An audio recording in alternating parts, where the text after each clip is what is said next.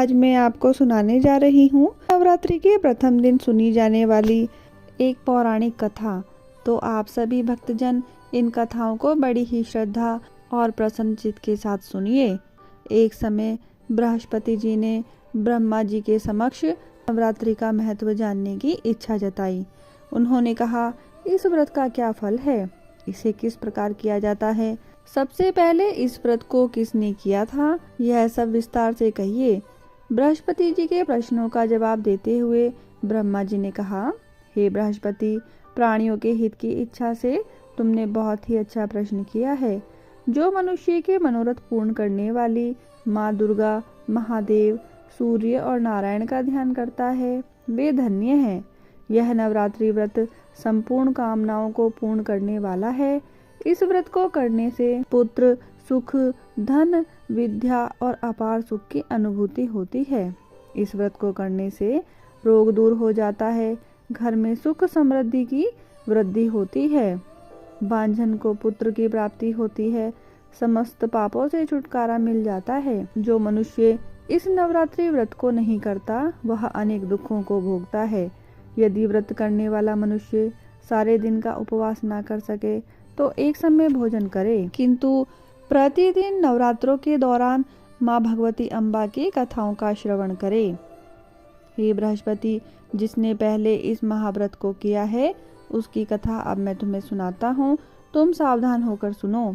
इस प्रकार ब्रह्मा जी का वचन सुनकर बृहस्पति जी बोले, हे ब्रह्मा जी, मनुष्य का कल्याण करने वाले इस व्रत का इतिहास मेरे लिए कहो। मैं सावधान होकर सुन रहा हूँ, आपकी शरण में आए हुए मुझ पर कृपा करें। तब ब्रह्मा जी बोले, प्राचीन काल में मनोहर नगर में पीठक नाम का एक अनाथ ब्राह्मण रहा करता था। वह भगवती दुर्गा का भक्त था। उसके यहाँ संपूर्ण सद्गुणों से युक्त सुमति नाम की एक अत्यंत सुंदर कन्या उत्पन्न हुई। वह कन्या सुमति अपने पिता के घर बाल्यकाल में अपनी सहेलियों के साथ क्रीड़ा करती हुई इस प्रकार बढ़ने लगी जैसे शुक्ल पक्ष में चंद्रमा की कला बढ़ती है। उसका पिता प्रतिदिन जब दुर्गा माँ की पूजा करके होम किया करता था, वह उस समय नियम से वहां उपस्थित रहती थी। एक दिन सुमति अपनी सहेलियों के साथ खेल में लग गई और भगवती के पूजन में उपस्थित नहीं हुई। उसके पिता को पुत्री की ऐसी असावधानी देखकर क्रोध आया और वह पुत्री से कहने लगा, अरे दुष्ट पुत्री, आज तूने भगवती का पूजन नहीं किया, इस कारण मैं किसी कुष्ठ रोगी या दरिद्र मनुष्य के साथ तेरा विवाह करूंगा। पिता का ऐसा वचन सुनकर सुमति को बड़ा दुख हुआ और पिताजी से कहने लगी, हे पिताजी, मैं आपकी कन्या हूँ, सब तरह से आपके अधीन हूँ, अतः जैसी आपकी इच्छा हो वैसा ही आप करो। राजा से, कुष्ठ व्यक्ति से, किसी भी दरिद्र से, जैसा भी आपको अच्छा लगे आप मेरा विवाह कर दें। मुझे विश्वास है जो जैसा कर्म करता है उसको कर्मों के अनुसार वैसा ही फल प्राप्त होता है, क्योंकि कर्म करना मनुष्य के अधीन है और फल देना ईश्वर के अधीन है। जैसे अग्नि में पड़ने से तृण आदि उसको अधिक प्रदीप्त कर देते हैं, इस प्रकार कन्या की निर्भयता से कहे हुए वचन सुनकर उस ब्राह्मण ने क्रोधित होकर अपनी कन्या का विवाह एक कुष्ठ व्यक्ति के साथ कर दिया और अत्यंत क्रोधित होकर पुत्री से कहने लगा कि हे पुत्री, अपने कर्म को भोगो, देखें भाग्य के भरोसे रहकर क्या करती है। पिता के ऐसे कटु वचनों को सुनकर सुमति मन में विचार करने लगी, अहो, मेरा बड़ा दुर्भाग्य है जिससे मुझे ऐसा पति मिला। इस तरह अपने दुख का विचार करती हुई वह कन्या अपने पति के साथ वन में चली गई और डरावने कुशा युक्त उस निर्जन वन में उन्होंने वह रात बड़े कष्ट से व्यतीत करी। उस गरीब बालिका की ऐसी दशा देखकर देवी भगवती ने पूर्व पुण्य के प्रभाव से प्रकट होकर सुमति को कहा कि हे दीन ब्राह्मणी, मैं तुमसे बहुत प्रसन्न हूँ, तुम जो चाहे वह वरदान मांग सकती हो। भगवती दुर्गा का यह वचन सुनकर ब्राह्मणी ने कहा, आप कौन हैं? वह सब मुझसे कहो। तो ब्राह्मणी का ऐसा वचन सुनकर देवी ने कहा, मैं आदि शक्ति भगवती हूँ और मैं ही ब्रह्म विद्या और सरस्वती हूँ। प्रसन्न होने पर मैं प्राणियों को दुख दूर करके उनको सुख प्रदान करती हूँ। ब्राह्मणी, मैं तुझ पर तेरे पूर्व जन्म के पुण्य के प्रभाव से प्रसन्न हो तुम्हारे पूर्व जन्म का वृतांत सुनाती हूँ। उसे ध्यान पूर्वक सुनो। तू पूर्व जन्म में निषाद भील की पत्नी थी और अति पतिव्रता थी। एक दिन तेरे पति निषाद ने चोरी की। चोरी करने के कारण तुम दोनों को सिपाहियों ने पकड़ लिया और ले जाकर जेल खाने में कैद कर दिया। उन लोगों ने तुझको और तेरे पति को भोजन भी नहीं दिया। इस प्रकार नवरात्रि के दिनों में तुमने ना तो कुछ खाया और ना ही जल पिया। इस प्रकार 9 दिन तक नवरात्रि का व्रत हो गया। ब्राह्मणी, उन दिनों में जो व्रत हुआ उसके प्रभाव से मैं प्रसन्न होकर तुम्हें मनवांछित वर देती हूँ। तुम्हारी जो भी मनोकामना हो वह मुझसे मांगो।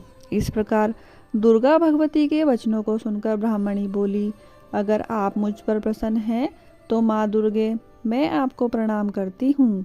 कृपा करके मेरे पति का कोढ़ को दूर कर दो। तब देवी ने कहा, उन दिनों तुमने जो व्रत किया था उस व्रत का एक दिन का पुण्य पति का कोढ़ दूर करने के लिए अर्पण करो। उस पुण्य के प्रभाव से तेरा पति कोढ़ से मुक्त हो जाएगा। ब्रह्मा जी बोले। इस प्रकार देवी के वचन सुनकर वह ब्राह्मणी बहुत प्रसन्न हुई और पति को निरोग करने की इच्छा से जब उसने तथास्तु कहा तब उसके पति का शरीर भगवती दुर्गा की कृपा से कुष्ठ रोग से रहित होकर अति कांति युक्त हो गया। वह ब्राह्मणी पति की मनोहर देह को देखकर देवी की स्तुति करने लगी। हे दुर्गा देवी, आप दुर्गति को दूर करने वाली हो, तीनों लोगों का संताप हरने वाली हो, समस्त दुखों को दूर करने वाली, रोगी मनुष्य को निरोगी करने वाली, प्रसन्न होने पर मनवांछित फल देने वाली और दुष्टों का नाश करने वाली हो। हे अम्बे, मुझ निरपराध अबला को मेरे पिता ने कुष्ठ मनुष्य के साथ विवाह कर घर से निकाल दिया था। पिता से तिरस्कृत निर्जन वन में मैं विचर रही थी। आपने मेरा इस विपदा से उद्धार किया है। हे देवी, आपको मैं प्रणाम करती हूँ, मेरी रक्षा करो। ब्रह्मा जी बोले, हे बृहस्पति, उस ब्राह्मणी की ऐसी स्तुति सुनकर देवी बहुत प्रसन्न हुई और ब्राह्मणी से कहा कि हे ब्राह्मणी, तेरे उदाल नाम का अति बुद्धिमान, धनवान, कीर्तिवान और जितेंद्रिय पुत्र शीघ्र उत्पन्न होगा। ऐसा वर प्रदान करके देवी ने ब्राह्मणी से फिर कहा, हे ब्राह्मणी, और जो कुछ भी तेरी इच्छा हो वो मांग लो। भगवती दुर्गा का ऐसा वचन सुनकर सुमति ने कहा, हे भगवती दुर्गे, अगर आप मुझ पर प्रसन्न हैं तो कृपा कर मुझे नवरात्रि व्रत की विधि और उसके फल का विस्तार से वर्णन करें। इस प्रकार ब्राह्मणी के वचन सुनकर देवी दुर्गा ने कहा कि हे ब्राह्मणी, मैं तुम्हें संपूर्ण पापों को दूर करने वाले नवरात्रि व्रत की विधि बताती हूँ, जिसको सुनने से मोक्ष की प्राप्ति होती है। चैत्र मास के शुक्ल पक्ष की प्रतिपदा से लेकर 9 दिन तक विधि पूर्वक व्रत करें। यदि दिन भर का व्रत न कर सकें तो एक समय भोजन करें। विद्वान ब्राह्मणों से पूछकर घट स्थापना करें और वाटिका बनाकर उसको प्रतिदिन जल से सींचें। महाकाली, महालक्ष्मी और महासरस्वती देवी की मूर्तियां स्थापित करके उनको नित्य विधि सहित पूजन करें और पुष्पों से विधि पूर्वक अर्घ दें। बिजोरा के फल से अर्घ देने से रूप की प्राप्ति होती है। जायफल से अर्घ देने से कीर्ति, दाग से अर्घ देने से कार्य की सिद्धि होती है। आंवले से अर्घ देने से सुख की प्राप्ति होती है और केले से अर्घ देने से आभूषणों की प्राप्ति होती है। इस प्रकार पुष्पों और फलों से अर्घ देकर व्रत समाप्त होने पर 9वें दिन यथाविधि हवन करें। खांड, घी, गेहूं, शहद, जौ, तिल, बेल, नारियल, दाख और कदम्ब आदि से हवन करके गेहूं से होम करने से लक्ष्मी की प्राप्ति होती है। खीर एवं चंपा के पुष्पों से धन की और बेल के पत्तों से तेज व सुख की प्राप्ति होती है।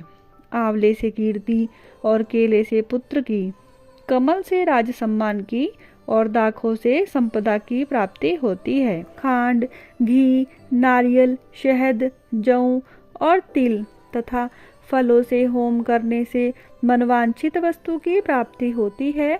व्रत करने वाले मनुष्य इस विधि विधान से होम कर आचार्य को अत्यंत नम्रता के साथ प्रणाम करें और यज्ञ की सिद्धि के लिए उसे दक्षिणा दें।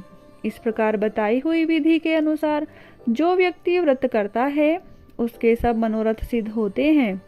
इसमें तनिक भी संदेह नहीं है। इन 9 दिनों में जो कुछ दान दिया जाता है उसका करोड़ों गुना फल मिलता है। इस नवरात्रि व्रत को करने से अश्वमेध यज्ञ का फल मिलता है। हे ब्राह्मणी, इस संपूर्ण कामनाओं को पूर्ण करने वाले उत्तम व्रत को तीर्थ, मंदिर अथवा घर में विधि के अनुसार करें। ब्रह्मा जी कहते हैं कि हे बृहस्पति, इस प्रकार ब्राह्मणी को व्रत की विधि और फल बताकर देवी अंतर्ध्यान हो गई। जो मनुष्य या स्त्री इस व्रत को विधि पूर्वक करता है वह इस लोक में सुख प्राप्त कर अंत में दुर्लभ मोक्ष को प्राप्त होता है। हे बृहस्पति, यह इस दुर्लभ व्रत का महात्म्य है जो मैंने तुम्हें बताया है। यह सुनकर बृहस्पति जी आनंद से प्रफुल्लित होकर ब्रह्मा जी से कहने लगे कि हे ब्राह्मण, आपने मुझ पर अति कृपा की जो मुझे इस नवरात्रि व्रत का महात्म्य सुनाया है। ब्रह्मा जी बोले, हे बृहस्पति, यह देवी भगवती शक्ति संपूर्ण लोकों का पालन करने वाली है। इस महादेवी के प्रभाव को कौन जान सकता है। बोलिए, मेरी माँ भगवती की जय, मेरे बाबा भोलेनाथ की जय। प्रिय भक्तों, आज नवरात्रि का प्रथम दिन है तो आज हम श्रवण करेंगे माता दुर्गा के प्रथम रूप माँ शैलपुत्री की कथा। माँ दुर्गा अपने पहले स्वरूप में शैलपुत्री के नाम से पूजी जाती हैं। पर्वतराज हिमालय की पुत्री होने के कारण इनका नाम शैलपुत्री पड़ा। अपने पूर्व जन्म में यह प्रजापति दक्ष की कन्या के रूप में उत्पन्न हुई थी। तब इनका नाम सती था। इनका विवाह भगवान शंकर जी से हुआ था। एक बार प्रजापति दक्ष ने बहुत बड़ा यज्ञ किया जिसमें उन्होंने समस्त देवताओं को अपना यज्ञ भाग प्राप्त करने के लिए निमंत्रण दिया, किंतु शिव जी को उन्होंने इस यज्ञ में आमंत्रित नहीं किया। देवी सती ने जब सुना कि हमारे पिता एक अत्यंत विशाल यज्ञ का अनुष्ठान कर रहे हैं, तब वहां जाने के लिए उनका मन बड़ा व्याकुल हो उठा। अपनी यह इच्छा उन्होंने भगवान शिव को बताई तो भगवान शिव ने कहा कि हे प्रिय पार्वती, प्रजापति दक्ष किसी कारणवश हमसे रुष्ट है। अपने यज्ञ में उन्होंने समस्त देवताओं को तो निमंत्रण दिया है किंतु हमें जानबूझकर नहीं बुलाया। इसीलिए ऐसी स्थिति में तुम्हारा वहां जाना किसी भी प्रकार से श्रेष्ठ कर नहीं है। शंकर जी के इस उपदेश से सती को कोई भी बोध नहीं हुआ और पिता का यज्ञ देखने एवं माता बहनों से मिलने की इतनी व्याग्रता किसी भी प्रकार से कम न हुई। उनका प्रबल आग्रह देखकर अंततः शंकर जी ने उन्हें वहां जाने की अनुमति दे ही दी। इस प्रकार माता सती पिता के घर पहुंच गई और पिता के घर पहुंचकर देखा कि कोई भी उनसे आदर और प्रेम से बातचीत नहीं कर रहा है। केवल उनकी माता ने ही उन्हें स्नेह से गले लगाया। परिजनों के इस व्यवहार से देवी सती को बहुत दुख हुआ। उन्होंने यह देखा कि वहां भगवान शिव के प्रति तिरस्कार का भाव भरा हुआ है। दक्ष ने उनके प्रति कुछ अपमानजनक शब्द भी कहे। यह सब देखकर माता सती का हृदय ग्लानि और क्रोध से संतप्त हो उठा और उन्होंने सोचा कि भगवान शंकर जी की बात ना मानकर यहाँ आकर मैंने बहुत बड़ी भूल की है। वह अपने पति भगवान शिव के इस अपमान को सहन नहीं कर सकी। उन्होंने अपने इस रूप को तत्काल वहीं योग अग्नि द्वारा जलाकर भस्म कर दिया। वज्रपात के समान इस दारुण दुखद घटना को सुनकर शिव जी क्रोधित हो गए और अपने गणों को भेजकर दक्ष के उस यज्ञ का पूर्णतः विध्वंस कर दिया। देवी सती ने योग अग्नि द्वारा अपने शरीर को भस्म करके अगले जन्म में शैलराज हिमालय की पुत्री के रूप में जन्म लिया और वे शैलपुत्री के नाम से विख्यात हुई। पार्वती और हेमवती भी उन्हीं के नाम हैं। प्रिय भक्तजनों, इस जन्म में भी शैलपुत्री देवी का विवाह भगवान शिव जी से हुआ कहा जाता है। नवरात्रि के प्रथम दिन यानी प्रतिपदा को जो भी भक्त माँ शैलपुत्री के दर्शन करता है, उनकी कथा को सुनता है और कहता है, उसके सारे वैवाहिक जीवन के कष्ट दूर हो जाते हैं। चूंकि माँ शैलपुत्री का वाहन वृषभ है, इसीलिए उन्हें वृषारूढ़ भी कहा जाता है। उनके बाएं हाथ में कमल और दाएं हाथ में त्रिशूल रहता है। प्रिय भक्तजनों, प्रेम से बोलिए माँ भगवती अम्बा पार्वती की जय, मेरी माँ शैलपुत्री की जय, बाबा भोलेनाथ की जय। प्रिय भक्तों, अब सुनते हैं माँ वैष्णो देवी की कथा। हंसाली नामक गांव में माँ वैष्णो देवी के परम भक्त श्रीधर रहा करते थे। वे निसंतान होने से दुखी रहते थे। एक दिन उन्होंने नवरात्रि पूजन के लिए कुंवारी कन्याओं को बुलवाया। माँ वैष्णो देवी कन्या वेश में उन्हीं के बीच आ बैठी और पूजन के बाद जब सभी कन्याएं चली गई, पर वैष्णो देवी वहीं रही और श्रीधर से बोली, सबको अपने घर भंडारे का निमंत्रण देकर आओ। तो श्रीधर ने उस दिव्य कन्या की बात मान ली और आसपास के गांव में भंडारे का संदेश पहुंचा दिया। वहां से लौटकर आते समय गुरु गोरखनाथ और उनके शिष्य बाबा भैरवनाथ जी के साथ उनके दूसरे शिष्यों को भी भोजन का निमंत्रण दिया। भोजन का निमंत्रण पाकर सभी गांववासी अचंभित थे कि वह कौन सी कन्या है जो इतने सारे लोगों को भोजन करवाना चाहती है। इसके बाद भक्त श्रीधर के घर में अनेक गांववासी आकर भोजन करने के लिए जमा हो गए। तब कन्या रूपी माँ वैष्णो देवी ने एक विचित्र पात्र से सभी को भोजन परोसना शुरू किया। भोजन परोसते हुए जब वह कन्या भैरवनाथ के पास गई, तब उसने कहा कि मैं तो खीर पूरी की जगह मांस खाऊंगा और मदिरा पान करूंगा। तब कन्या रूपी माँ ने उसे समझाया कि यह ब्राह्मण के यहाँ का भोजन है, इसमें मांसाहार नहीं किया जाता। किंतु भैरवनाथ जानबूझकर अपनी बात पर अड़ा रहा। जब भैरवनाथ ने उस कन्या को पकड़ना चाहा, तब माँ ने उसके कपट को जान लिया। माँ वायु रूप में बदलकर त्रिकुटा पर्वत की ओर उड़ चली। भैरवनाथ भी उनके पीछे गया माना जाता है। माँ की रक्षा के लिए पवन पुत्र हनुमान जी भी थे। हनुमान जी को प्यास लगने पर माता ने उनके आग्रह पर धनुष से पहाड़ पर बाण चलाकर एक जलधारा निकाली और उस जल में अपने केश धोए। आज यह पवित्र जलधारा बाण गंगा के नाम से जानी जाती है। इसके पवित्र जल को पीने या इसमें स्नान करने से श्रद्धालुओं की सारी थकावट और कष्ट तकलीफ दूर हो जाती है। इस दौरान माता ने एक गुफा में प्रवेश करके 9 माह तक तपस्या की। भैरवनाथ जी भी उनके पीछे वहां तक आ गए। तब एक साधु ने भैरवनाथ से कहा कि तू जिसे एक कन्या समझ रहा है, वह आदि शक्ति जगदम्बा है, इसीलिए उस महाशक्ति का पीछा छोड़ दे। भैरवनाथ ने साधु की बात नहीं मानी।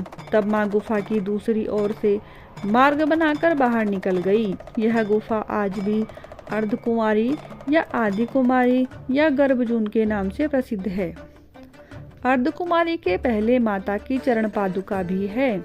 यह वह स्थान है जहाँ माता ने भागते भागते मुड़कर भैरवनाथ को देखा था। गुफा से बाहर निकलकर कन्या ने देवी का रूप धारण किया था। माता ने भैरवनाथ को चेताया और वापस जाने को कहा। फिर भी जब वह नहीं माना तो माता गुफा के भीतर चली गई। तब माता की रक्षा के लिए हनुमान जी गुफा के बाहर ही थे और उन्होंने भैरवनाथ से युद्ध किया। भैरवनाथ ने फिर भी हार नहीं मानी। जब वीर हनुमान निढाल होने लगे, तब माता वैष्णवी ने महाकाली का रूप लेकर भैरवनाथ का संहार कर दिया। भैरवनाथ का सिर काटकर भवन से 8 किलोमीटर दूर त्रिकूट पर्वत की भैरवी घाटी में गिरा। उस स्थान को भैरवनाथ के मंदिर के नाम से जाना जाता है। जिस स्थान पर माँ वैष्णो देवी ने हटी भैरवनाथ का वध किया था, वह स्थान परम पवित्र गुफा अथवा भवन के नाम से प्रसिद्ध है। इसी स्थान पर माँ महाकाली दाएं, माँ महासरस्वती मध्य में और माँ महालक्ष्मी बाएं पिंडी के रूप में गुफा में विराजमान हैं। इन तीनों के सम्मिलित रूप को ही माँ वैष्णो देवी का रूप कहा जाता है। कहा जाता है कि अपने वध के बाद भैरवनाथ को अपनी भूल का पश्चाताप हुआ और उसने माँ से क्षमादान की भीख मांगी। माता वैष्णो देवी जानती थी कि उन पर हमला करने के पीछे भैरव की प्रमुख मंशा मोक्ष प्राप्त करने की थी। उन्होंने न केवल भैरव को पुनर्जन्म के चक्र से मुक्ति प्रदान की, बल्कि उसे वरदान देते हुए कहा कि मेरे दर्शन तब तक पूरे नहीं माने जाएंगे जब तक कोई भी भक्त मेरे बाद तुम्हारे दर्शन नहीं करेगा। उसी मान्यता के अनुसार आज भी भक्त माता वैष्णो देवी के दर्शन करने के बाद करीब भैरवनाथ के दर्शन करने जाते हैं। इसी बीच वैष्णो देवी ने 3 पिंड सिर सहित एक चट्टान का आकार ग्रहण किया और सदा के लिए ध्यान मग्न हो गई। इस बीच पंडित श्रीधर अधीर हो गए। वे त्रिकुटा पर्वत की ओर उसी रास्ते से आगे बढ़े जो उन्होंने सपने में देखा था। अंततः वह गुफा के द्वार पर पहुंचे और उन्होंने कई विधियों से पिंडों की पूजा को अपनी दिनचर्या बना ली। देवी उनकी पूजा से प्रसन्न हुई और वे उनके सामने प्रकट हुई और उन्हें आशीर्वाद दिया। तब से श्रीधर और उनके वंशज देवी माँ वैष्णो देवी की पूजा करते आ रहे हैं और माता वैष्णो देवी अपने भक्तों का कल्याण निरंतर करती आ रही हैं। हिंदू पौराणिक मान्यताओं में जगत में धर्म की हानि होने और अधर्म की शक्तियों के बढ़ने पर आदि शक्ति के सत्य, रज और तम तीनों रूप महासरस्वती, महालक्ष्मी और महादुर्गा ने अपनी सामूहिक बल से धर्म की रक्षा के लिए एक कन्या प्रकट की। यह कन्या त्रेता युग में भारत के दक्षिणी समुद्र तट रामेश्वरम में पंडित रत्नाकर की पुत्री के रूप में अवतरित हुई। कई साल से संतानहीन रत्नाकर ने बच्ची को त्रिकुटा नाम दिया, परंतु भगवान विष्णु के अंश रूप में प्रकट होने के कारण वैष्णवी नाम से विख्यात हुई।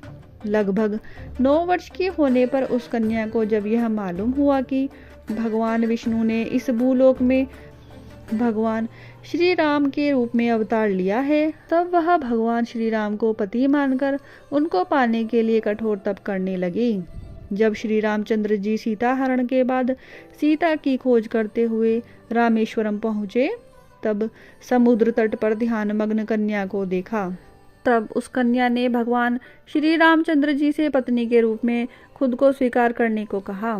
भगवान श्री रामचंद्र जी ने उस कन्या से कहा कि उन्होंने इस जन्म में सीता से विवाह कर एक पतिव्रत का प्रण लिया है, किंतु कलयुग में मैं कल की अवतार लूंगा और तुम्हें अपनी पत्नी के रूप में स्वीकार करूंगा।